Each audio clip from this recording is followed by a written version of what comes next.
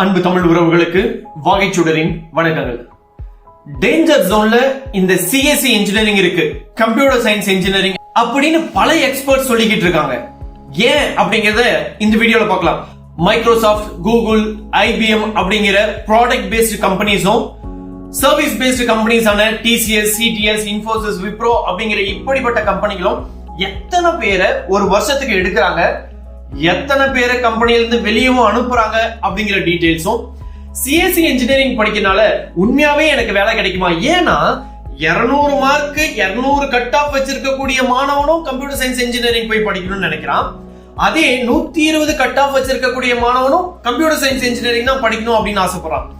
Almost ஒரு வருஷத்துக்கு எத்தனை பேர் கம்ப்யூட்டர் சயின்ஸ் இன்ஜினியரிங் படிக்கிறாங்க, அதுல எத்தனை பேருக்கு நிஜமாவே வேலை கிடைக்குது அப்படிங்கிற கம்ப்ளீட்டான டீடைல்ஸும், சோ இந்த கம்ப்யூட்டர் சயின்ஸ் நம்ம எடுக்கணுமா வேணாவா அப்படிங்கிற ஒரு தெளிவான பார்வையும் இந்த வீடியோல உங்களுக்காக நாங்க கொடுத்திருக்கோம். அதனால மறக்காம இந்த வீடியோவை ஃபுல்லா பாருங்க அண்ட் லைக் போட்டுட்டு நம்ம வீடியோவை பல பேருக்கு ஷேர் பண்ணுங்க அண்ட் மறக்காதீங்க நம்ம வாகை சுடர் சேனலை சப்ஸ்கிரைப் பண்ணிக்கோங்க ஃபார் மோர் வீடியோஸ். வாங்க வீடியோக்குள்ள போகலாம்.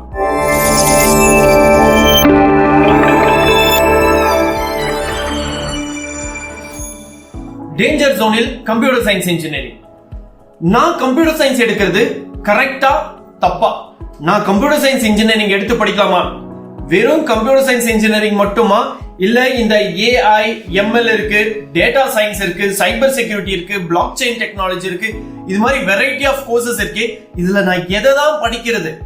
இல்ல கம்ப்யூட்டர் சயின்ஸே வேணாமா, நான் கோர் இன்ஜினியரிங் பக்கம் சிவில், இசிஇ, ட்ரிபிள் அது மாதிரி போயிடட்டுமா அப்படிங்கிற क्वेश्चंस கேட்கிற எல்லாருக்குமான பதில் இந்த வீடியோல இருக்கு. ஏன் இத நம்ம டேஞ்சர் ஜோன்ல இருக்கிறோம் அப்படின்னு சொல்லி கீ கன்சர்னா நம்ம பார்க்கிறது over saturation, supply and demand mismatch, quality of education and skill gap, placement challenges அப்படிங்கிற 3 ஆஸ்பெக்ட்ஸ் பார்க்கிறோம். இதுல முதல்ல இருக்கக்கூடியது over saturation and supply demand mismatch அப்படின்னு நம்ம சொல்றோம். என்னன்னா ஹை என்ரோல்மெண்ட். ஒரு வருஷத்துக்கு மட்டும் இந்தியால கம்ப்யூட்டர் சயின்ஸ் இன்ஜினியரிங் எத்தனை பேர் படிக்கிறாங்கன்னு உங்களுக்கு தெரியும். ஆஃப்டர் கோவிட் அப்படிங்கிறப்போ எல்லாருமே இந்த கோவிட்ல ஒர்க் ஃப்ரம் ஹோம் ஒர்க் பண்ணனால நிறைய பேருக்கு இந்த கம்ப்யூட்டர் சயின்ஸ் இன்ஜினியரிங் மேல இருக்கக்கூடிய அந்த மோகம் அப்படிங்கிறது ரொம்பவே அதிகமா இருக்கு அப்படின்னு தான் சொல்ல முடியும். ஏன்னா 2021 வருஷத்துக்கு அப்புறம் இந்த கம்ப்யூட்டர் சயின்ஸ் இன்ஜினியரிங்ல சேரக்கூடிய மாணவர்களுடைய எண்ணிக்கை ரொம்ப ரொம்ப அதிகமா இருக்கு. அதுக்கு முன்னாடி ஒரு வருஷத்துக்கு 2 லட்சம் பேர் சேருவாங்க அப்படின்னா 2021 அப்புறம் 3 லட்சம், 5 லட்சம் அண்ட் போன வருஷம் 7.5 லட்சம் பேரு கம்ப்யூட்டர் சயின்ஸ் இன்ஜினியரிங் மட்டும் எடுத்திருக்காங்க. நான் ஏயோ எம்எல்ஏ பத்தியோ பேசல, கம்ப்யூட்டர் சயின்ஸ் இன்ஜினியரிங் மட்டும் 7.5 லட்சம் பேர் எடுத்திருக்காங்க. மேபி இந்த வருஷம் 8 லட்சம் பேர் எடுக்கிறதுக்கான வாய்ப்பும் இருக்கு. ஏன்னா கம்ப்யூட்டருடைய தாக்கமும் கம்ப்யூட்டர் சயின்ஸ் மேல இருக்கக்கூடிய மோகமும் ரொம்பவே அதிகமா இருக்கு. இது ஒரு முக்கியமான காரணமா இருக்கு. அடுத்தது too many colleges, variable quality. நிறைய இன்ஜினியரிங் காலேஜஸ் இருக்கு. இந்த நிறைய இன்ஜினியரிங் காலேஜ்ல எந்த இன்ஜினியரிங் காலேஜ்லயுமே சிஎஸ்சி இல்லாத டிபார்ட்மெண்டோ இன்ஜினியரிங் காலேஜோ இருக்கவே இருக்காது. மேக்ஸிமம் அட்மிஷன் அப்படிங்கிறது நம்ம டிஎன்இஏ மூலமா நடக்குது. அது இல்லாம JEE main, JEE advanced, GATE exams இது மூலமாவும் இந்த சிஎஸ்சி இன்ஜினியரிங்க படிக்க தான் செய்யறாங்க. அப்போ too many colleges இருக்கு, வேரியபிள் குவாலிட்டி இருக்கு. அதே மாதிரி எல்லா காலேஜ்லயுமே மாணவர்களுக்கு சரியான ஒரு கோர்ஸை தான் கொடுக்கறாங்களா, இல்ல அந்த மாணவர்களுக்கு தேவையான எல்லா நாலேஜுமே அந்த காலேஜ்ல கொடுக்கறாங்களா, முதல்ல அந்த காலேஜ்ல ஸ்டாஃப் இருக்காங்களா அதை நடத்துறதுக்கு அப்படிங்கிற क्वेश्चन மார்க் கண்டிப்பா இருக்கு. மூணாவது ஃபேக்டரா நாம பார்க்கிறது லிமிட்டட் குட் ஜாப்ஸ். குட் அப்படிங்கறத ஹைலைட் பண்ணியிருக்கோம். ஏன் அப்படின்னா ஏதோ எக்ஸ் அண்ட் ஒய் Z கம்பெனில நான் ஏதோ 10,000க்கோ 20,000க்கோ வேலை செய்யறதுக்காக நான் லட்சக்கணக்கில் செலவு பண்ணி இன்ஜினியரிங் படிக்க வேண்டிய அவசியம் கிடையாது. ஆனா குட் ஜாப் அப்படிங்கிறது நம்ம சொல்லக்கூடிய இந்த service paste companies like HCL, TCS இல்ல இன்ஃபோசிஸ், விப்ரோ இப்படிங்கிற கம்பெனில நீங்க போய் ஜாயின் பண்ணணும் அப்படின்னா அதுக்கு என்ன ஸ்கில் வேணுமோ அந்த ஸ்கில் உங்ககிட்ட இருக்கா அப்படிங்கிறதும், ப்ராடக்ட் பேஸ்ட் கம்பெனிஸ் நம்ம சொல்லக்கூடிய இந்த ஆப்பிள், சாம்சங், ஐபிஎம், மைக்ரோசாஃப்ட் இது மாதிரியான கம்பெனிஸ்ல போய் வேலை செய்யறதுக்கான ஸ்கில் செட் உங்ககிட்ட இருக்கா அப்படிங்கிறதையும் நம்ம பார்க்கணும். ரெண்டாவது இம்பாக்ட் ஆஃப் லே ஆஃப்ஸ். நம்ம சொல்றோம் ஒரு வருஷத்துக்கு இத்தனை பேரை புதுசா ரெக்ரூட் பண்றாங்க அப்படின்னா அந்த கம்பெனில ஏற்கனவே வேலை செஞ்சுக்கிட்டு இருந்த அந்த எம்ப்ளாயிஸோட நிலைமை என்ன, அவங்களுடைய ஸ்கில் செட் குறைஞ்சதா, அவங்களை ஏன் லே ஆஃப் பண்றாங்க அப்படிங்கிற எல்லா டீடைல்ஸுமே இந்த சப்ளை அண்ட் டிமாண்ட் மிஸ்மேட்ச்லயும் சேச்சுரேஷன்லயும் நம்ம பார்க்கக்கூடிய விஷயமா இருக்கு. அதுக்கடுத்து quality of education and skill gap அப்படிங்கறத பார்க்கிறோம். அதாவது அவுடேட்டட் கரிக்குலம். இப்ப இருக்கக்கூடிய கம்ப்யூட்டர் சயின்ஸ் டெக்னாலஜிக்கு ஏத்த மாதிரி கரிக்குலத்தை டிசைன் பண்ணாம ஒரு சில அட்டானமஸ் காலேஜஸ்ல, ஒரு சில செல்ஃப் ஃபைனான்ஸ் காலேஜஸ்ல பழைய சிஸ்டத்தையே வச்சுக்கிட்டு பழைய பேட்டர்னே ஃபாலோ பண்ணிக்கிட்டு மாணவர்களை ஜஸ்ட் படிக்க விடாம ஒரு ஓல்டு பேட்டர்ன் 75% அட்டெண்டன்ஸ் இருந்தா நீ எக்ஸாம் எழுதலாம், காலையில வந்தியா ஈவினிங் போயிட்டே இரு, அசைன்மெண்ட் எழுது, அசைன்மெண்ட் மட்டும் எழுதி என்ன பிரயோஜனம்? மாணவர்களுக்கான அறிவு வளரலையே. ரெண்டாவது, செமினார் எடு. டீச்சர்ஸ் எடுக்க வேண்டிய டீச்சர்ஸ் ப்ராப்பரா ட்ரெயின் பண்ணி மாணவர்களை செமினார் எடுக்க வச்சா பரவாயில்ல, நீயே செமினார் எடு. அந்த செமினார் அப்படிங்கிறது எப்படி இருக்கு? வராங்க, புக்கையே எடுத்து வச்சுக்கிறாங்க, இல்ல மெட்டீரியலே எடுத்து வச்சுக்கிறாங்க, அதுல இருக்கிறத வாசிச்சுட்டு போறது பேர் செமினாரா? அது பேர்லாம் செமினார் கிடையாது. செமினார் அப்படிங்கிறது ரியலா டீச்சரோட கைடன்ஸ்ல நல்லா ப்ரிப்பேர் பண்ணி அந்த கான்செப்டை உள்வாங்கி அதுல என்ன சொல்ல வராங்க, நான் C++ல ஹூப்ஸ் கான்செப்ட் நடத்துறேன், டேட்டா அப்ஸ்ட்ராக்ஷன்னா என்ன, ஜாவா நடத்துறேன், இல்ல பைத்தான் நடத்துறேன், பைத்தான்ல ஃபைல் ஹேண்ட்லிங் எப்படி பண்ணணும் அப்படிங்கிற கான்செப்டை நான் எடுத்து அசைன்மெண்ட்ஸா கொடுக்குறேன் அப்படின்னா அதுக்குள்ள நான் டெப்தா அனலைஸ் பண்ணி கம்ப்ளீட்டான நாலேஜ் எனக்கு இருக்கா அப்படிங்கிறது ரொம்பவே சந்தேகமா இருக்கு. So lack of practical skills. Practical பண்றாங்களான்றதே ரெண்டாவது விஷயம். சும்மா ஜாலியா போய் லேப்ல உட்கார்ந்து அது ஏதோ டைம் பாஸ் பண்ற இடமா பார்த்து பண்றதும் இருக்கதான் செய்யும். அடுத்து ஃபேக்கல்டி ஷார்டேஜ் அண்ட் குவாலிட்டி. எடுக்கக்கூடிய ஸ்டாஃப் வெல் ரெப்யூட்டட் காலேஜஸ்ல குட் சேலரி கொடுக்கறனால நல்ல டீச்சர்ஸ் எல்லாம் அங்க போறதுக்கான வாய்ப்பு அதிகமா இருக்கு. இதே நம்ம டியர் 1 காலேஜ், டியர் 2, டியர் 3 காலேஜஸ்னு போகும்போது இந்த டியர் 3 காலேஜஸ்ல எல்லாம் பார்த்தோம்னா இருக்கக்கூடிய ஸ்டாஃப் எல்லாருமே வெல் எக்யூப்டா, அவங்களுக்கு ப்ராப்பர் நாலேஜ் இருக்கா. இப்ப கம்ப்யூட்டர் சயின்ஸ் இன்ஜினியரிங்ல ME முடிச்ச ஒரு ஸ்டாஃப் கிடைக்கிறது அப்படிங்கிறது பெரிய விஷயமா இருக்கு, அரிதான விஷயமா இருக்கு. ஏன்னா அந்த அளவுக்கு நாலேஜபிளான ஸ்டாஃபும் கிடைக்க மாட்டேங்கிறாங்க அப்படின்னு நிறைய காலேஜஸ் புலம்புறத நம்ம பார்த்துக்கிட்டு தான் இருக்கோம். சோ அந்த குவாலிட்டி ஆஃப் எஜுகேஷன் அப்படிங்கிறது அந்த குவாலிட்டி ஆஃப் ஸ்டாஃப் கிட்டயும் இருக்குது அப்படிங்கிறது தான் உண்மை. அதுக்கடுத்து நம்ம பார்க்கிறது focus on research and industry relevant skills அப்படின்னு நம்ம பார்க்கிறோம். ஓகே, புக்கு கொடுத்துட்டாங்க, படிச்சிட்டோம், எக்ஸாம் எழுதிட்டோம், பத்தமும் முடிஞ்சு போச்சு அப்படிங்கிற எண்ணம் இல்லாம ரிசர்ச் ஓரியன்டா படிக்கணும். இண்டஸ்ட்ரியல் ரெலவென்ட் ஸ்கில்ஸ் நம்ம கிட்ட இருக்கா? இண்டஸ்ட்ரி என்ன எதிர்பார்க்கறான்? நான் C படிச்சேன், C++ படிச்சேன், டேட்டாபேஸ் படிச்சேன், ஓகே அல்காரிதம் படிச்சேன், டேட்டா ஸ்ட்ரக்சர் படிச்சேன், எனக்கு கொஞ்சமா தெரியும் அப்படின்னா நோ யூஸ்.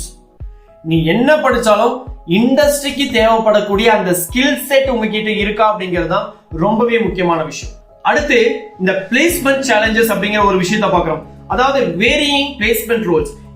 டாப் கம்பெனிஸ் பாத்தீங்கன்னா நல்ல டாப் காலேஜ், டியர் 1 காலேஜ்ல இருக்கக்கூடிய மாணவர்களை அழகா தூக்கிட்டு போய் அவங்களுடைய கம்பெனில வேலைக்கு வச்சுக்கிறாங்க. டியர் 2லயும் டியர் 3லயும் இருக்கக்கூடிய மாணவர்களுடைய அந்த ஜாப் பிளேஸ்மெண்ட் அப்படிங்கிறது பெரிய क्वेश्चन மார்க்கா தான் இருக்கு. இதே IIT-ல படிச்ச மாணவர்களா, இல்ல MIT, VIT இது மாதிரி படிக்கக்கூடிய மாணவர்கள், SSL-ல படிக்கக்கூடிய மாணவர்கள், டாப் டியர்ல படிக்கக்கூடிய மாணவர்களுக்கு எல்லாருமே ஆல்மோஸ்ட் பாத்தீங்கன்னா 1 crore பேக்கேஜ் எல்லாம் கொடுக்குறாங்க.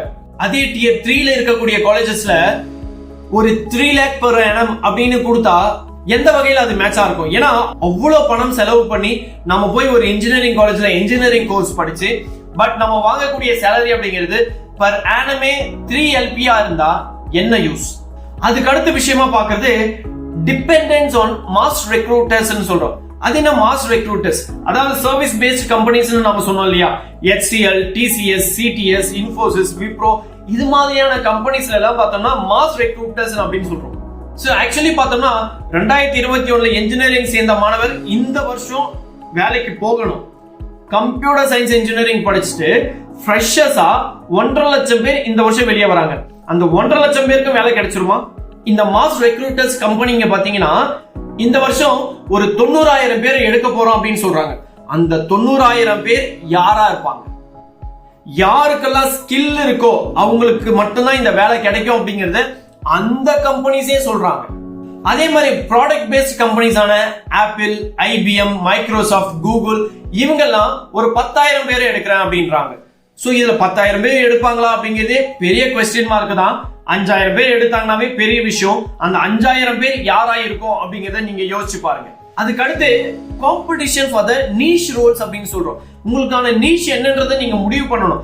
நான் பழைய மெத்தட்ல இருக்கக்கூடிய இன்ஜினியரிங்ல என்ன டிகிரி கொடுக்குறாங்களோ, என்ன கோர்சஸ் படிக்க சொல்றாங்களோ அதை மட்டும் நான் படிச்சுட்டு போறேன்னா, இல்ல இப்ப இருக்கக்கூடிய எமர்ஜிங் டெக்னாலஜிஸ்க்கு தகுந்த மாதிரி நான் வந்து AI, data science, cyber security, cloud computing அப்படிங்கிற ஏரியாஸ்ல என்னோட ஸ்பெஷலைசேஷன் இருக்கணும் அப்படின்னு நினைக்கிறீங்களா? இதுவும் ஒரு முக்கியமான காரணம் ஏன் இந்த கம்ப்யூட்டர் சயின்ஸ் இன்ஜினியரிங் டேஞ்சர் ஜோன்ல இருக்குது அப்படிங்கிறதுக்கு.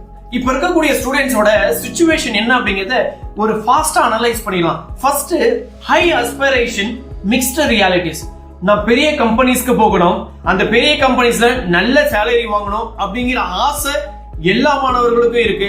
ஆனா அதே சமயத்துல அதுக்கான காம்படிஷன் அப்படிங்கிறது ரொம்பவே அதிகமா இருக்குது அப்படிங்கறத மறந்துடாதீங்க.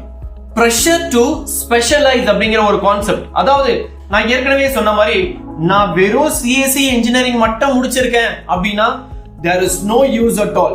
நீங்க என்ன ஸ்பெஷலைசேஷன் பண்ணிருக்கீங்க, ஏஐல என்ன பண்ணிருக்கீங்க, எம்எல்ல என்ன பண்ணிருக்கீங்க, டிஎஸ்ல என்ன பண்ணிருக்கீங்க அப்படிங்கிற விஷயம் தான் இப்போ ஒரு பேசும் பொருளா இருக்கு. கம்பெனிஸ் எதிர்பார்க்கக்கூடிய ஒரு வேலையுமா அதுலதான் இருக்கு. அடுத்து செல்ஃப் லேர்னிங் அண்ட் அப்ஸ்கில்லிங் அப்படின்னு நம்ம சொல்றோம். அதாவது எப்படின்னா, ஜஸ்ட் நான் காலேஜை மட்டும் டிபெண்ட் பண்ணி இருக்க கூடாது. என்னுடைய வேலை வாய்ப்புக்கு நான் காலேஜ் கரிக்குலத்தையும் காலேஜ்ல நடத்தக்கூடிய விஷயத்தையும் மட்டும் நான் டிபெண்ட் பண்ணி இருந்தேன்னா நான் லூசர் ஆயிடுறேன்.